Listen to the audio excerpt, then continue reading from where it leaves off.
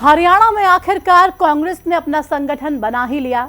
जो कांग्रेस एक दशक से भी ज्यादा समय से संगठन ना होने से हार पर हार झेल रही थी, उसी कांग्रेस को अब संगठन नामक संजीवनी मिल गई है।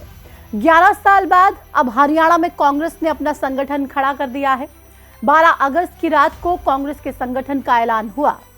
कांग्रेस हाईकमान की मोहर लगने के बाद जारी हुई इस लिस्ट में 32 जिला अध्यक्षों की नियुक्ति की गई है। इन जिला अध्यक्षों में कांग्रेस हाईकमान ने जातीय समीकरण का पूरा ध्यान रखा है।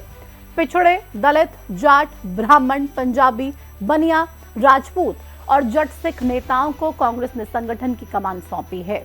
वहीं इस लिस्ट में हाईकमान ने हरियाणा कांग्रेस की गुटबाजी को भी बैलेंस करने की पूरी कोशिश की है।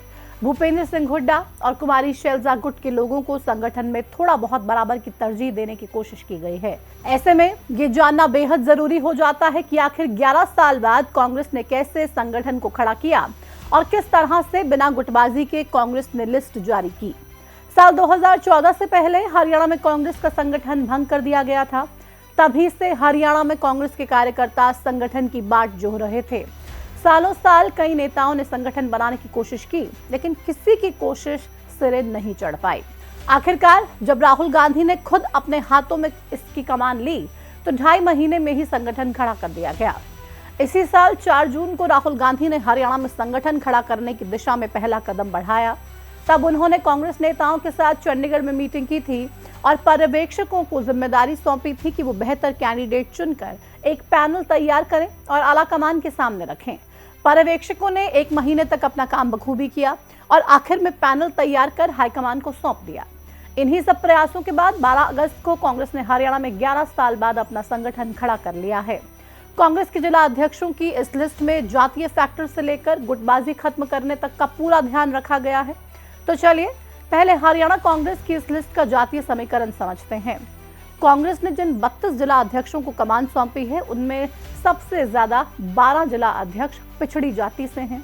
इनमें भिवानी ग्रामीण से प्रदीप गुलिया, गुरुग्राम ग्रामीण से वर्धन यादव, हिसार ग्रामीण से बृजलाल खोवल, झज्जर से संजय यादव, कैथल से रामचंद्र गुर्जर, महेंद्रगढ़ से सत्यवीर सिंह, पलवल से नेत्रपाल अधाना, रेवाड़ी ग्रामीण से सुभाष चंद्र चावड़ी, रेवाड़ी शहर से प्रवीण चौधरी, रोहतक शहर से कुलदीप सिंह, यमुनानगर ग्रामीण से नरपाल सिंह और मेवात से शाहिदा खान शामिल हैं। साथ ही दलित समुदाय के 3 नेताओं को कांग्रेस ने संगठन में जगह दी है।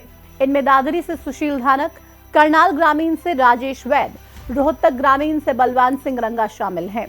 कुल मिलाकर कांग्रेस ने दलित और पिछड़ी जातियों के 15 जिला अध्यक्ष बनाए हैं, जो ये दिखाता है कि कांग्रेस का फोकस अब जाटों से हटकर दलितों और पिछड़ों पर आ गया है।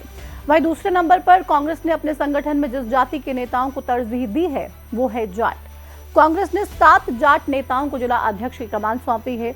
इसमें भिवानी ग्रामीण से अनिरुद्ध चौधरी, जींद से ऋषि पाल, कुरुक्षेत्र में मेवा सिंह, पानीपत ग्रामीण से रमेश मलिक, सिरसा से संतोष बेनीवाल, सोनीपत ग्रामीण से संजीव दहिया, यमुनानगर से देवेंद्र सिंह शामिल हैं। इसके अलावा कांग्रेस ने 2 ब्राह्मण, 2 बनिया, 2 राजपूत, 3 पंजाबी और 1 जट सिख को जिला अध्यक्ष बनाया है। हरियाणा में साल 2024 के विधानसभा चुनाव में कांग्रेस ने 35 जाट उम्मीदवारों को टिकट देकर अपनी जाट पॉलिटिक्स को बरकरार रखा था, लेकिन इस चुनाव में कांग्रेस ओबीसी, दलित और पिछड़े वोटरों को साधने में नाकामयाब रही, जिससे कांग्रेस के हाथ से सत्ता निकल गई। बीजेपी को दलित और पिछड़ों ने जमकर वोट किया, इसलिए बीजेपी सत्ता में तीसरी बार वापस आ गई। लिहाजा अब विधानसभा चुनाव के इसी सबक से सबक लेकर कांग्रेस ने अपने संगठन में पिछड़ों और दलितों पर सबसे ज्यादा फोकस किया है। वहीं अगर कांग्रेस की इस लिस्ट को गौर से देखा जाए तो इसमें हरियाणा का सियासी समीकरण कम और बिहार चुनाव का सियासी समीकरण ज्यादा नजर आता है, क्योंकि हरियाणा में कांग्रेस की राजनीति हमेशा से ही जाटों के इर्द गिर्द रही है, चाहे फिर विधानसभा का चुनाव हो या फिर कोई और चुनाव। लेकिन संगठन की इस लिस्ट में कांग्रेस ने दलितों और पिछड़ों को ज्यादा जगह दी है। अब कांग्रेस के इस संगठन को बिहार का सियासी समीकरण हम क्यों कह रहे हैं, वो भी आपको बताते हैं। दरअसल बिहार चुनाव को लेकर इस समय देश में सियासी माहौल गर्म है। एसआईआर के मुद्दे पर कांग्रेस लगातार केंद्र सरकार को घेर रही है और ये आरोप लगा रही है कि बिहार में दलितों और पिछड़ों का हक मारा जा रहा है और उनके वोट काटे जा रहे हैं। इसके अलावा बिहार चुनाव के केंद्र में कांग्रेस ने दलितों, पिछड़ों और महिलाओं को ही रखा है। ऐसे समय में हरियाणा कांग्रेस की लिस्ट में भी कांग्रेस हाईकमान की तरफ से दलितों और पिछड़ों को ज्यादा जगह दिया जाना कहीं ना कहीं बिहार विधानसभा चुनाव से प्रेरित लगता है। खैर, कांग्रेस ने नए संगठन में न सिर्फ जातीय समीकरण बदला है बल्कि गुटबाजी को भी खत्म करने की पूरी कोशिश की है। हरियाणा कांग्रेस के इस नए संगठन में कांग्रेस हाईकमान ने जिन 32 जिला अध्यक्षों की नियुक्ति की है उनमें से 20 भूपेंद्र सिंह हुड्डा के समर्थक हैं और कुमारी शैलजा के 10 समर्थकों को कुर्सी दी गई है।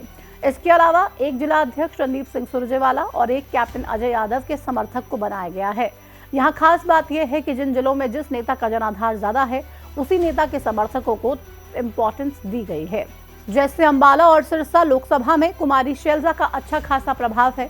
सिरसा से कुमारी शैलजा अभी सांसद हैं और अंबाला से वो पहले सांसद रह चुकी हैं। इसलिए कांग्रेस हाईकमान के इन दोनों लोकसभा सीटों के अंतर्गत आने वाले जिलों में ज्यादातर शैलजा समर्थकों को ही जिला अध्यक्ष बनाया गया है। अंबाला में कांग्रेस संगठन के 3 जिला अध्यक्षों में से 2 कुमारी शैलजा गुट से हैं। इनमें अंबाला कैंट के परविंदर परी और अंबाला सिटी इकाई के जिला अध्यक्ष बने पवन अग्रवाल शामिल हैं। वहीं अंबाला ग्रामीण के दुष्यंत चौहान हुड्डा गुट से आते हैं। इसके अलावा यमुनानगर रूरल के नरपाल सिंह और यमुनानगर शहरी के अध्यक्ष देवेंद्र सिंह शैलजा गुट से हैं।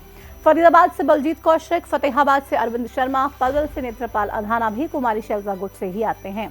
वहीं कैथल से रामचंद्र गुर्जर रणदीप सुरजेवाला के समर्थक हैं और रेवाड़ी ग्रामीण से जिला अध्यक्ष बने सुभाष चंद्र चावड़ी को कैप्टन अजय यादव का समर्थक बताया जा रहा है। इसके अलावा करनाल, कुरुक्षेत्र, भिवानी, गुरुग्राम, झज्जर, जींद, महेंद्रगढ़, रोहतक और सोनीपत जैसे जिलों में भूपेंद्र सिंह हुड्डा का दबदबा रहा। अब आपको समझ आ ही गया होगा कि कैसे कांग्रेस ने संगठन को मैनेज करने और गुटबाजी को दूर करने का काम इस लिस्ट के जरिए किया है। शायद यही कारण है कि लिस्ट जारी होने के बाद कांग्रेस में किसी भी तरह की कोई गुटबाजी कम से कम अभी तक तो देखने को नहीं मिली है। कुमारी शैलजा ने ट्वीट कर इस लिस्ट का समर्थन किया और कहा कि संगठन से अब पार्टी मजबूत होगी। वहीं भूपेंद्र सिंह हुड्डा ने भी लिस्ट जारी होने के बाद कहा कि 11 साल बाद जिला अध्यक्ष बने हैं, ये पार्टी को मजबूत करेंगे। देखिए, 11 साल के बाद जो है हरियाणा में जिला के अध्यक्ष बने हैं। पार्टी का एक कार्रवाई हाईकमान ने फैसला लिया है और क्योंकि 11 साल के बाद बना है तो सब मिलकर, तो मेरी शुभकामनाएं भी हैं सबको, और सब मिलकर पार्टी को मजबूत करेंगे। कहा जाता है कि एक मजबूत संगठन किसी भी पार्टी की रीढ़ की वो हड्डी होता है जो पार्टी को मजबूती से खड़ा करता है।